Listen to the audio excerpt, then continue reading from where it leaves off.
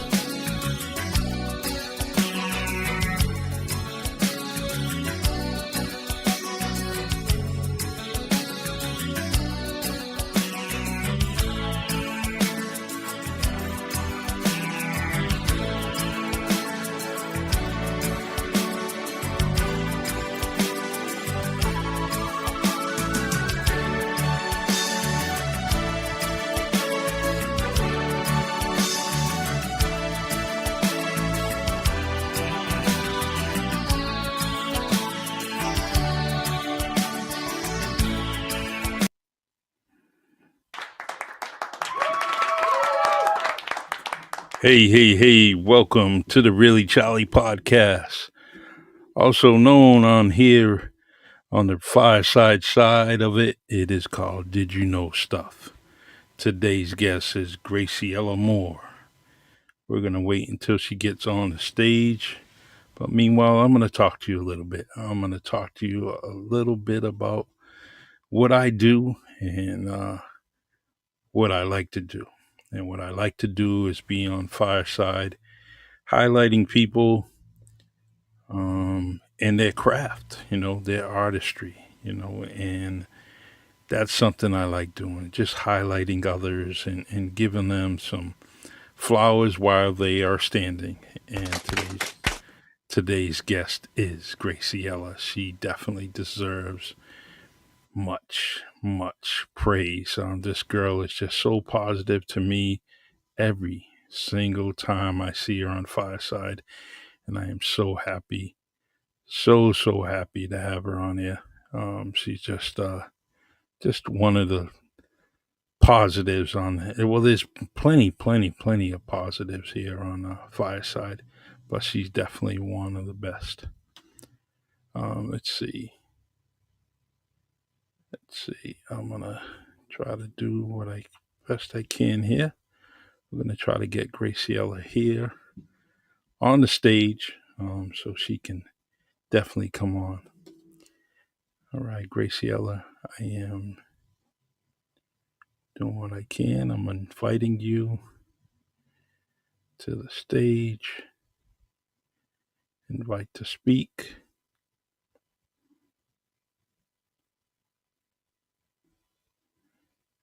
All right, here we go. Okay, so the Here most we go. bizarre thing just happened, Yes. and I have no idea what's going on, but you were not appearing live on my app, and so I had to go to the link and join you as a desktop version and sign in and do all of that. Wow. And then I said, let me check the app again. When you said you're sending me a request, I didn't receive a request through the desktop version. And then I said, let me check the app again. And now your show is live. That's so bizarre. You were not live on my feed at all, which is super weird. But Yeah, it is. I'm glad that I'm here now. Yes, I am very glad that you're here. And hello, Ron. Thank you for being here. How do I get on camera? Let me see. From what I do is I press, let's see, invite to video. Oh, there you are. Okay, let me fix So, this. Yay! yay! See that? Y- Oh, thanks for having me. Good Are we? evening. Good evening, and I'm so happy that you're here. The Yes, thank you. you every week, when I listen to you, my mood just changes. I mean, most of the time it's happy, but if I'm thinking or stressing out, as soon as I see that invite or that you're actually on, I actually just let me put her on just so I can definitely clean up the vibe that I have, and Mhm. you do it every single time. So Oh, I'm so glad. Yeah, that's great feedback. Thank you so much. Yeah, it means yes, the world. Absolutely. And, I have to do that for myself too.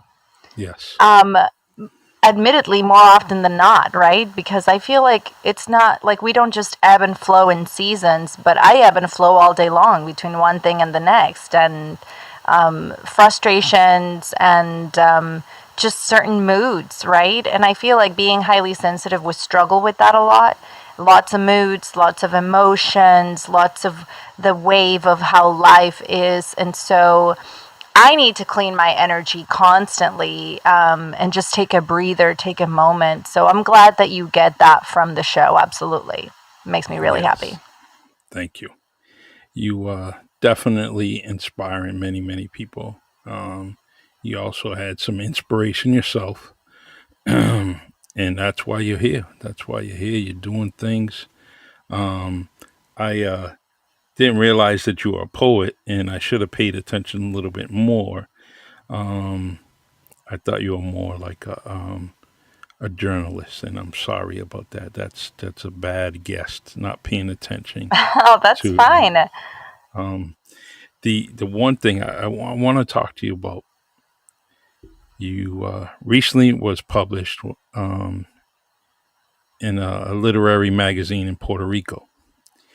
Well, I wrote a book while I was in Puerto Rico, Mm, and I stayed there for 7 days, and I just basically just wrote about my surroundings, different things, and a lot of poetry came out of that island, and it's amazing, amazing.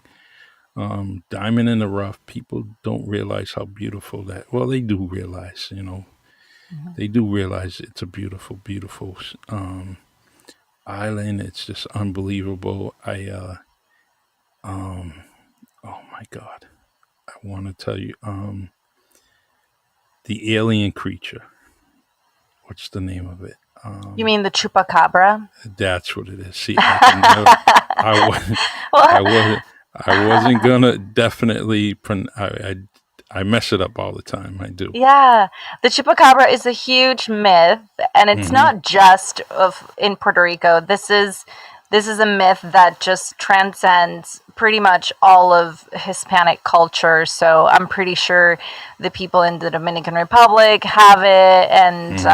Cuba, and pretty much everyone. And I have no Yes. idea its origins, but I do remember when it first started happening and the news showing, you know, killed livestock and the horrific images. It's like I can close my eyes and see it all happening as if it was yesterday. So I was old enough to remember when the chupacabra became a thing Hmm. or a part of our history. And then it's not really talked about anymore, really, but we all know what it is. Yes. It's like the The elephant in the room. the was it a coqui frog? Hmm. Um, Yes. I always thought it was beautiful just by its appearance. It was more amazing when I seen it up front and center, because it was so small and cute, and it was amazing. So my friend Julio's telling me the story. He just goes on and he just explains that many people have tried to take the frog off the island,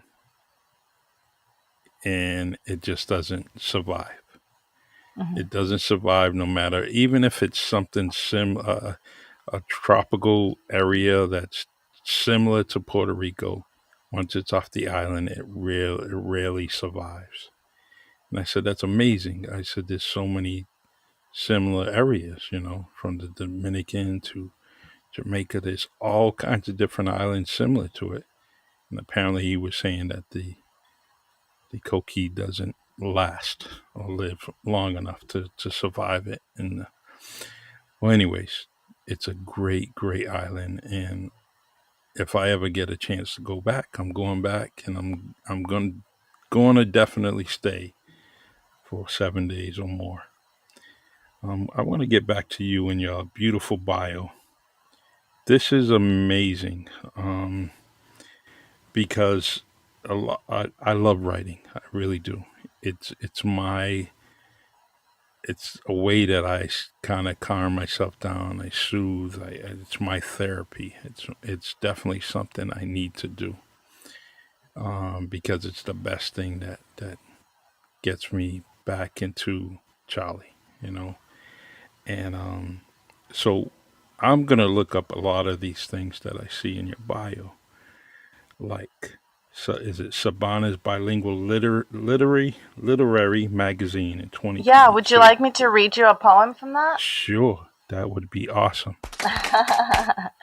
Thank you. Yeah. So it's sábanas. In Spanish, it means Sabanas. yes, the emphasis on that A, right? Um, Right. it means sheets. So Oh, it's who's on the cover? oh, she's probably a student. Oh, okay. This is a compilation of several writers, and all of my poetry published in Puerto Rico has been in a literary magazine that has other people in it, which is the good thing. Yes, it is. And it's also bilingual, so some of the pieces may be in Spanglish or in Spanish, and they also publish short stories.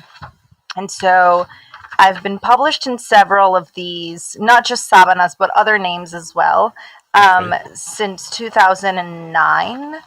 And I just pretty much, every time there's a submission open, I just pretty much submit something and see what happens and see what sticks. I think every poet should be out there doing the same thing. If you're not going to self publish, a compilation of your work, which I'll do someday or, sooner than later, looking out for literary magazines. They're always asking for submissions. We just may not be looking in the right places, right? And so, Sure. as a product of the English department in the University of Puerto Rico, I am still very much in touch with every literary endeavor that they have. So, for example, when I was there in the English department, I used to host open mics. And this was a huge production that included all the departments, art department, music department. And so everybody would come together once a month. And I was the MC of these events, right? And I was in charge of the poetry list, meaning the people that were coming up on the mic, I was in charge of that roster. So it was a lot of marketing involved in promoting the event and getting people to sign up and getting people to step out of their comfort zones to come on stage to read their work, because not everybody is very comfortable with doing that, right? There's a lot of poets who just submit work and it stays there and people read it, but they don't read it themselves. And I think my upbringing, you know, growing up on stage, singing and behind a microphone and entertaining since I was a toddler really helped me when it came to just performing my work. So I struggle with acting because I'm not the best at memorizing things and Mm-hmm. handling my own feelings while I'm, dealing with memorizing stuff. But when it came to reading, it's like, oh yeah, I'll read my stuff. Sure. Where's the microphone? And I would just volunteer for that kind of stuff. So it's been very nice to just keep doing it even after graduation and after, all these years to just keep to pretty much just keep publishing, right? Good. And Awesome. and to be a published poet. So I'll read this. It's called If Only. Okay, here we go. Okay. This is how a heart feels. Tossed around, going back and forth, reaching no port, yearning for a true north. If only friends were singing whales, and their song a hypnotizing elixir that could embellish the world with coral and sun. Waves would be but flying clouds of foamy dreams, and their whooshing but the thunder of a passing storm. If only life were but a sandy clock of clay that upon its perishing last seconds could simply turn it all around and start again. If only the dark could be exploded into the millions of fireflies that used to linger once upon a time. The eyes see not the light of day. The wind carries no voice, only a drifting stir of echoes remains, all uncertain and unclear, all my own voice, a pending soul that drowns and strives for burial, a heavy burden. If only wings were made of iron and love was not such poisoned arrow, then maybe, just maybe, dot, dot, dot. I love it. Yeah, That so this was published in Savannah's literary magazine, and they do 2 issues a year. And I've recently submitted more work to see if it gets published in their winter edition. So I might have another one coming soon. Yay! Yay. We're not just because Thank you. Thank you. just yes, applause. Very well deserved. Just because you read that, um, your work was in there. But the one thing that I like is I'm gonna grab as much material, I mean information on that, and I'm gonna order a subscription. I assume I can subscribe to that, and I'm gonna submit that to. Well, I'm gonna pay for that subscription to our local library, only because it should be here. Our city is kind of like a melting pot. You know, there's so many different nationalities, but there's a tremendous amount of um, Latino populations coming here, especially from Central America. They're coming here, the fishing port. Um, and the one thing that we're trying to do as a community is to make sure that they feel that they're welcomed. Mhm. And it's been going on for a while. And, sometimes if you don't know people, you got to kind of have a guard up and barrier. But you see, as the population is getting bigger and the kids are growing up that were babies and now they're growing up to be teenagers. And now there's more and more activities that are involving, the Latino community. So what I want to do is add that to the library so it's always there. And every new publication that comes out is actually in the library. So when a Mm. young kid is there, they're actually looking for it. They're gonna have it. So That's beautiful. Thank you so much. Yeah, we can talk about it for sure. I'm not necessarily. I don't think that that publication is available like on Amazon or something like that. They should definitely list it. But I do know how to connect you to the right people to get an issue for you. So absolutely, we can make that happen. okay, I will definitely do that. Now we tried to do this before and we couldn't do it. And but I'm glad that you're on here. And the reason being is because you see all the different people down there, all the people in the audience that are down there, and they're here for you. They're here for you. Yay! I love you And all I so and much. and th- this is the effect that you have on Fireside. That people will just see your name and follow you and follow you, and that's very very important. The reason why I'm saying it's important is because of you. Your vibe and your show is just it just gets people here on Fireside, and it definitely is a message here, and I want to make sure that I read everything. Um, some Peter says so very beautiful. He called you Gabriella again. Oh, it's a joke. Now it's a Yeah, joke. Yeah. yes. No, thank you. Thank you, Peter. Yeah, that's actually, so I wrote that poem.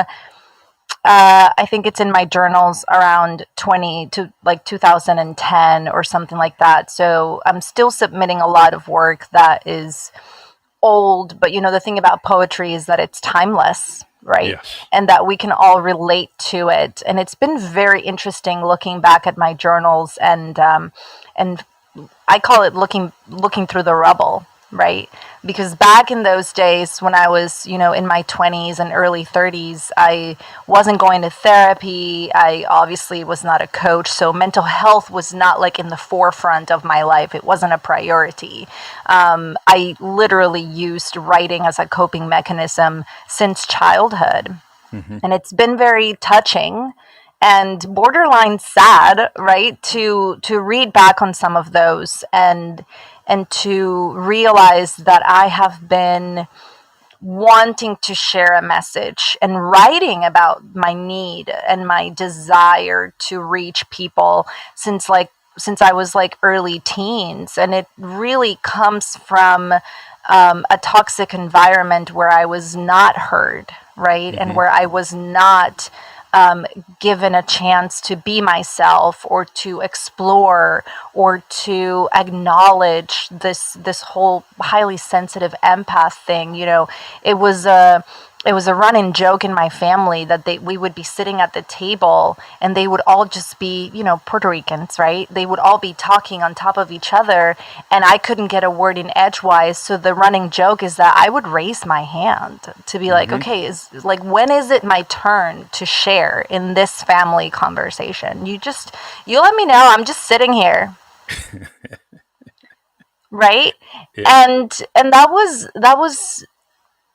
I didn't think about it back then, but once the healing journey begins, and once I start doing all of this work and looking through the rubble to rebuild, it was bizarre to have to sit through that, and to obviously feel the displacement. Like, who does that, right? Hmm. Yeah. It's so rude. And so I what I get to do now with my show and with all of you is, it really fills my heart every single time I get to speak with my clients or with my audience. It really touches me in such a personal way, because I'm one of those who just didn't I wasn't given the time of day growing up, right? And so to have an audience, or to have a client who sits to really take in what I am saying, because of years of research, because of years of experience, and then putting it all together to deliver this beautiful package that could really save your life. Oh my gosh, it's a miracle, and I never take it for granted. And some days when I'm having a hard day, it's the highlight of my day, right? And there's that charity aspect of it that, when we come from a place of service, we tend to help ourselves in the process of helping others. I think this is just a national, universal truth, right? You take Gandhi, for example, or Mother Teresa, or some of the biggest, Jesus Christ, or some of Hmm. the other big names that we know. And they really just came from a place of service. And one of the things I hear a lot is, when you do things for money, there's a different energy to it. When you do things with a heart of just helping, everything else just falls into place, right? Yes. The money is a byproduct of the helping aspect of what you're doing, if that's really your intention. And once some of those things clicked, earlier on in the pandemic, which is when I got furloughed from corporate, which is what changed my life, because then I decided to transition my career into life coaching. It was, it just brought up this empath thing where I decided, once I learned that as a coach, I needed to pick a niche and find exactly how to help people and target that down. I was like, oh, finally, I get to develop this message and tailor it however I want to. Nobody is telling me what to do or how to do it. And it's been a miracle, really, for me. Like, for me to do this work, it is the highlight of my life, right? Yes. And I feel like the entertainment aspect of it is kind of a byproduct of my childhood and, growing up with a musician dad. We also play instruments, we sing. So being on stage was my life, right, back in the day. But when I am on a position to entertain and help at the same time, like to me, that's no joke, right? I'm not just here to make a spectacle. I'm here to really help people. And oh my gosh, it's such a privilege. I'm so grateful every Yes, single week. you're definitely speaking the truth when it comes to helping people. I see it every week. Um, when when you reflect back to your childhood and in that room, and in that room that actually stopped stopped you from saying something. It could just be a few words. It could be something and say, "Yeah, Daddy, you're right. Yeah, Mommy, you're right. I did see that." Where you give some confirmation. You Mhm. wasn't allowed to do that. So when someone like me, that's your client, like that may be a client of yours, and then talks to you about the same similar things, do you catch yourself um, going through some trauma a little bit? Do you catch yourself when you're reflecting back on that time when someone has something similar, like say I was the small boy or the young Mhm. child that was trying to get something out and I couldn't? Would you? Is there a point where you listen more, or do you actually have to express something because now it triggers something from you? hmm That's a Where great my question. Yeah, Oh, yeah, that's a great question. And I think every single coach goes through it, especially those that may be highly sensitive or who identify as empath, because we just feel it, yeah, right? So sometimes a client may bring something to the table that I'm like, oh, I feel it. Like I feel it in my chest, or now I'm sweating, or I feel your tension, right? And so there's something that at least where I graduated from, I love Lumia coaching. They're so freaking capable, and very serious about the way that they prepare their coaches. We talk a lot about the prep for the session and then the post session care for the coach. And so it's a question of boundaries, because when it comes to ICF standards and regulations, which is, the International Coaching Federation, because I am certified by them, I have to abide by these rules in order to, remain in that certification, right? And understand. right. And so in those regulations and rules, it is stipulated that this session is definitely not about me.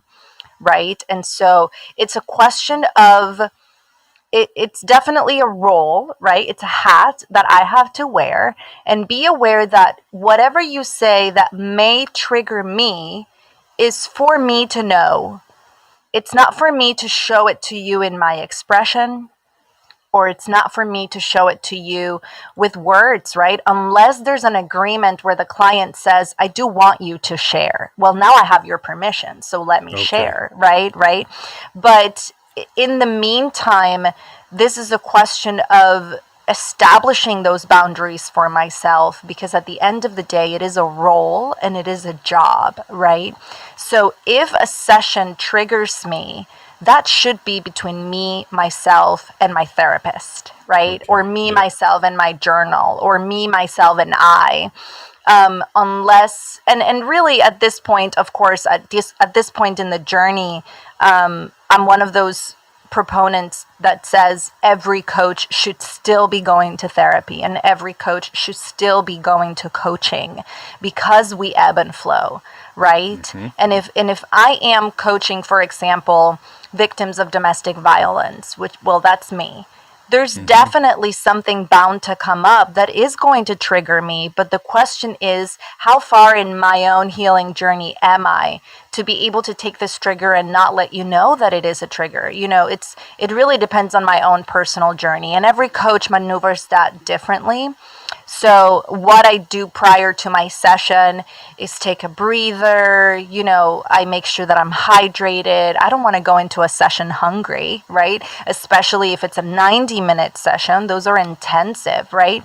And Yes. then after my sessions, I take a breather again. I take a stretch. I rarely book back to back meetings because that for me, it's like a guaranteed headache or a guaranteed mood at the end of it, right? Because of all those emotions that get stirred up. So I want to make sure that I establish those boundaries for myself. And then I see my therapist once a month and I see my coach every week. So I'm constantly going through my own personal, ebb and flow with my own people who really help me maneuver my own personal experience, because I feel like that's the only way at least I can show up for others, right? I have to show up for myself as well and for myself first. Otherwise, I can't really be of assistance, right? So that's how I Right. maneuver it. Very nice. And very professional. Because Thank you. that's very it's wow.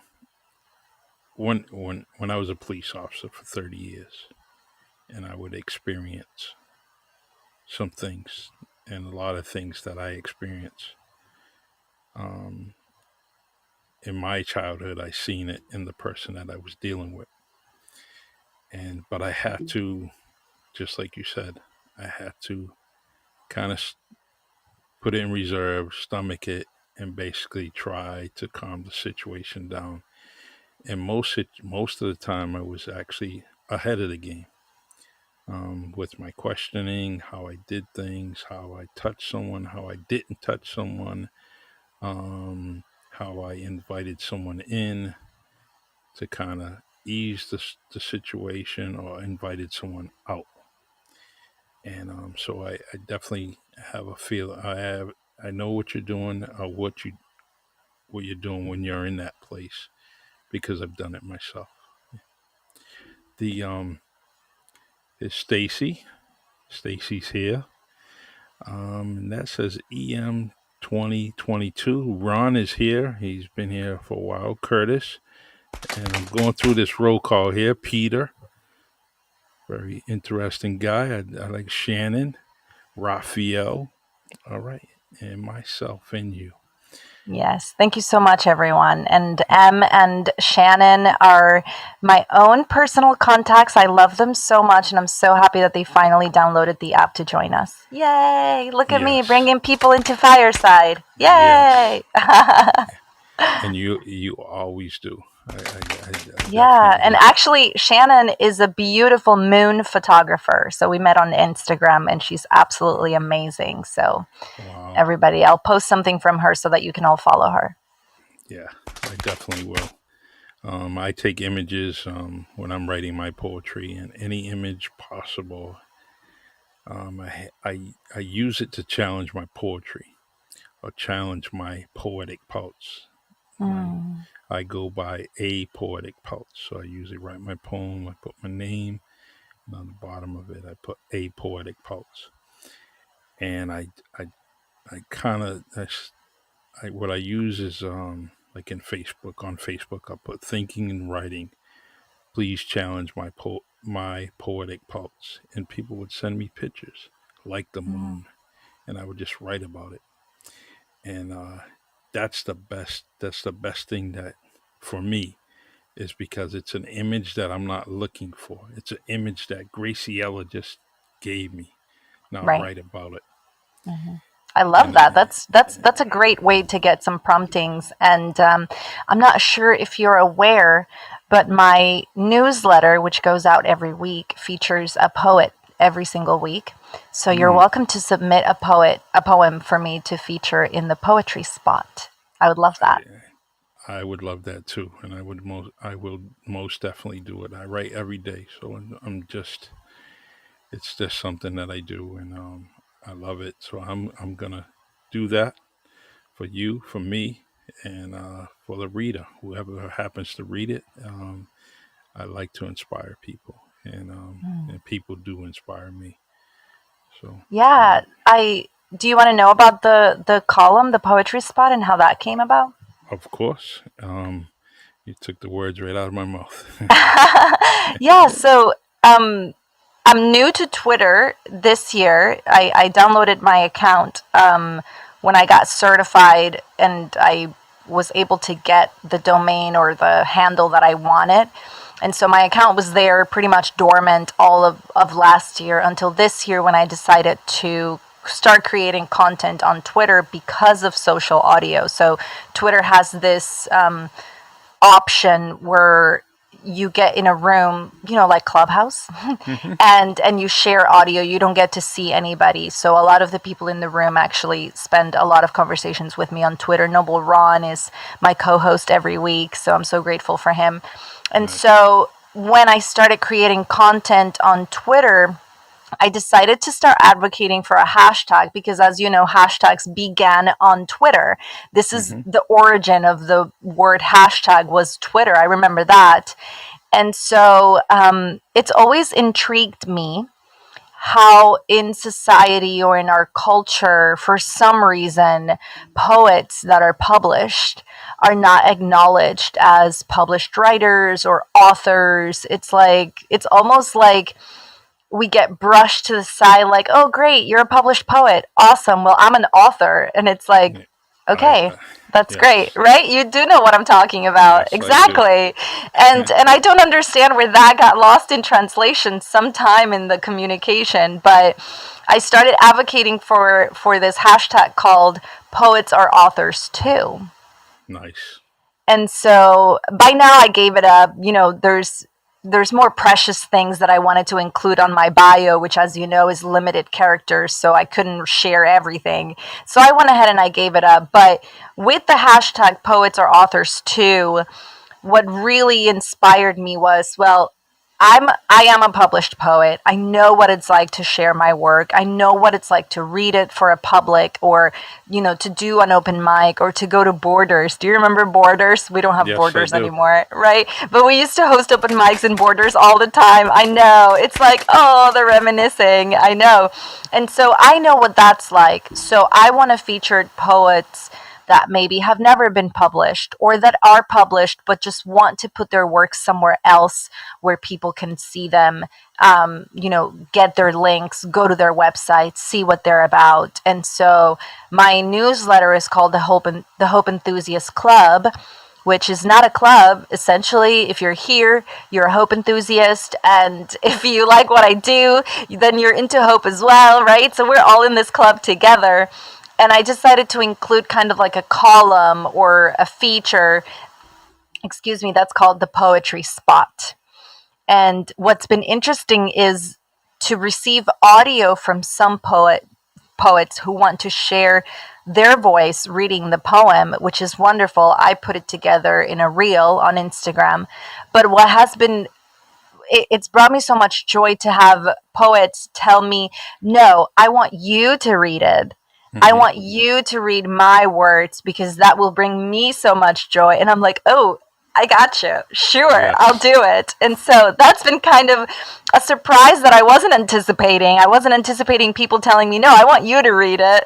So I'm always up for that. And it's been so beautiful. So every week I feature someone. I've featured myself twice, and you don't hear me promote it because that's not my intention, right? Hmm. Essentially, when I feature myself, it's because nobody else was in the queue for that day, and I don't want the column to just go out blank or not to go out. So I'll put my poem there, but you don't hear me talk about it, right? Because that's It's just true. not what the feature is about. But next week we are featuring one of our very own favorites. A lot of people in the room actually know Donika Gunter, and she has written the most beautiful poem about the leaves falling and us letting go, and it's the perfect season for that, obviously. Hmm. So she will be featured next week, and then the following week, hopefully, it'll be you. Yes. Thank you. No pressure. I am ready. I am always, Yes. always, always ready for some poetry. And Wonderful. this, the it's um. Do you know Tony Cadovo? Cadovo, No, I don't. from I'm Right, I'm Right. Him Hmm. and Jim.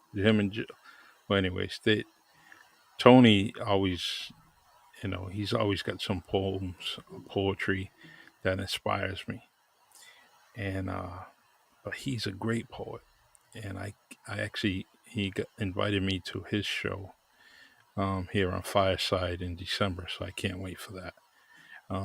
Where we exchange, yes, we're gonna exchange some poetry, and I can't wait. But the spot is definitely going to be the spot for me. I cannot wait.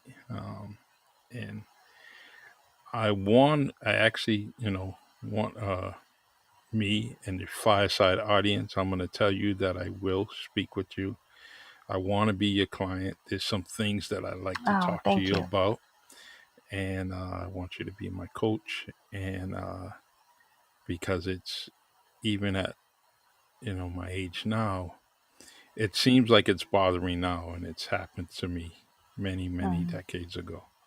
So now it's really starting to really surface. So, but we're gonna talk about that eventually. And the what's your next goal, inspiration? What is the next thing that you're trying to do?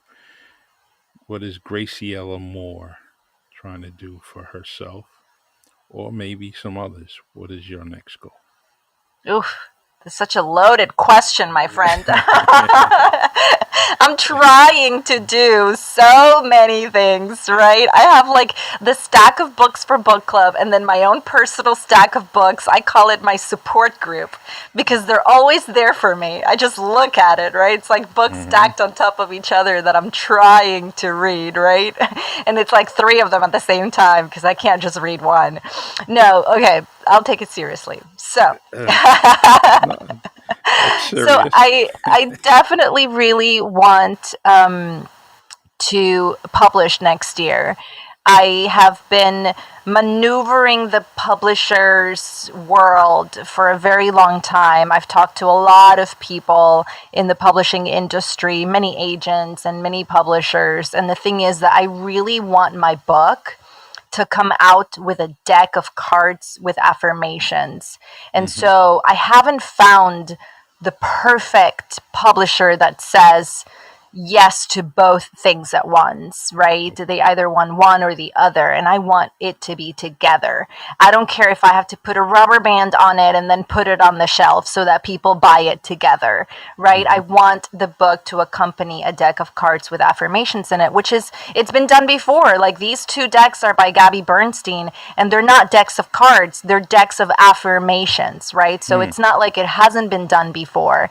And so I'm kind of over the whole, reaching out to publishers after almost a year of doing that just to see what happens, right? I like to try all avenues available. And this is something that I coach people through as well. Like if you are a content creator and you're seeking out my coaching, for example, we're not just going to try Instagram for 3 months and then call it a day. No, Yeah. like you need to give it at least a year before you decide that Instagram is worthless for your business and Yes. then move on to something else, right? So after almost a year, at the end of this year, I'll make a decision whether I'm just going to self publish, right? Which can be done. A lot of people are doing it now. It seems to be the frenzy. Hmm. And then publish my book with my deck of cards and then figure out a way to market it and sell it. Obviously, I don't have a problem, pushing product, right? And Yes. so, I'm very interested in doing that the next year and then the following year, possibly, because at the end of the day, I have three books in my head that Hmm. need to come out at some point. But at the same time, I'm not in a hurry.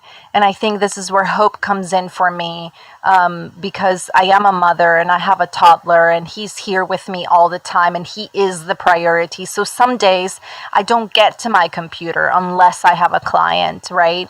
Because of course, we coach online, so I need my laptop for that. But it's, if I cannot sit on my computer to work on my project today because my child demanded my attention, it is Yep. what it is. Like, this is my life, right? So, at the end of the day, if my book doesn't come out next year, then it's like I have to exercise the same things that I coach people through, which is that self-compassion, right? And the Hmm. patience, and understanding that life happens and there's plenty of time to do all these things. You hear me coach people through this a lot. Well, I need to tell myself the same story almost all the time, because otherwise I would just go nuts wanting to put my product out there and finding all of these obstacles along the way. So I have that I'm really interested in doing. And then for my own personal study, I'm always the learner, right? So I'm very interested in learning just spirituality in general. So I have so many books about that. I'm very active in our church, but my husband is not, right? So I try to always find more ways to meet him in the middle, right? Where it's not very churchy, which I can be very churchy, right? Hmm. I used to, what's the word? Oh my gosh. I used to lead worship for the Methodist Church 4 or 5 years ago, and that was amazing. I loved it. Every single Sunday, I was there on the mic, singing and leading the worship through the service. So that was beautiful. So I can talk about church all day, but my husband is really not like churchy. So Hmm. where do I meet him in the middle? It's really opened the door for me to just explore spirituality in general, right? And as a result of that, we talk about the moon and we talk about spirit in a more open environment. So it brings me back to that show that brought us together, and how beautiful it is to be able to connect in a general way, in a language that everybody can understand and relate to. So yeah, I'm doing a lot and I just love it. So however it unfolds, it'll be wonderful. I know it will. I know it will. And like you said, you're mummy first, so Right. the projects do happen. I mean, I know the feeling. I have so many ideas, so many brainstorms that that it wouldn't take me long to get them done. However, other things come up. So we do push it aside as an artist. We do push things aside, and I feel that some artists get. Thank you. That I think that some artists um, get a little selfish, and what happens is they end up not giving. It doesn't come. The product doesn't come out like it should, Mhm. because I think when you're being selfish, you're not. You just have. It's like being in a tunnel. I'm just gonna start here, and I'm gonna get to the end, and not looking around you and seeing what's around you in your surroundings that you can maybe add to your work or anything. So I Right. always I always try to get that stubbornness out of myself, or selfishness away from anything I'm doing, because you might miss something that might be very, very good for your book or your project. Right. The uh I actually when you were talking about the fire, the what was the candle, and you had a little fire. I know. I patched it up with Taylor Swift. Yay, she's Yes, covering it yes, up. that's right. That's right. A little mishap that made me forget everything I had planned to say that day. The weirdest thing is that you didn't point it out when I got on your show. You didn't point it out, and I was just listening to you. And then I looked above you, and I seen the smoke. The the The marking, and I said, suit, is that "Oh what we my, call it? yeah, Suit? suit, yeah." Uh, And I was like, "Oh my god!" And I said, "There it is." But I was just I was just looking, and I just happened to see it, and it freaked me out because I had seen what I didn't know what you were talking about, and then all of a sudden something bring me right to it, and boom, and I I know. seen it. Ron texted me and he said he thought I was joking about something. And I'm like, no, dude, I had a real fire happen literally like 3 minutes before the time of the show. And this is why my show started 3 minutes late, because I was Hmm. putting out the fire and yeah, I was literally piecing my stage back together, figuring out how to do it. And then I figured it is Halloween, so the smoke is on the wall, whatever. But actually, the smoking alarm is right there. And Mm-hmm. I had removed it months ago because I like to burn incense and I don't like to deal with smoking alarms. It is what it is. But Yes. I was in the room when it started, which is a blessing, right? So I was able to tackle it as soon as it started. I just grabbed a towel and, it was quick. It could have been a lot worse, obviously, but it happened right before the show. And of course, the thought went through my head like, do I cancel? Mm-hmm. But I'm like, no, we're not going to cancel. Like, just put it Right. back together and who cares? And so it was a beautiful conversation. And I'm very glad that we all got to enjoy it regardless, right? And now Taylor Swift is up there. If it weren't for the fire, she wouldn't be up there. So She there wouldn't you be up go. there. I love it. I love it. Yeah. Yeah. You deserve a 5 star and then another 5 star. You are a 10 Oh, star thank you so person. much. You are doing amazing things for you, your family, and others. And I really, really want to give you that 10 star because you deserve it. Oh, thank you. And I'm pretty sure you're aware of it. However, there's every now and then we got to give people their flowers while they're standing. I'm giving you your flowers that you are an amazing person, and I want to continue on supporting you and being a part of your show. Like I said, I do have to talk to you and sign up for your coaching, and Oh, that, it'll be that wonderful.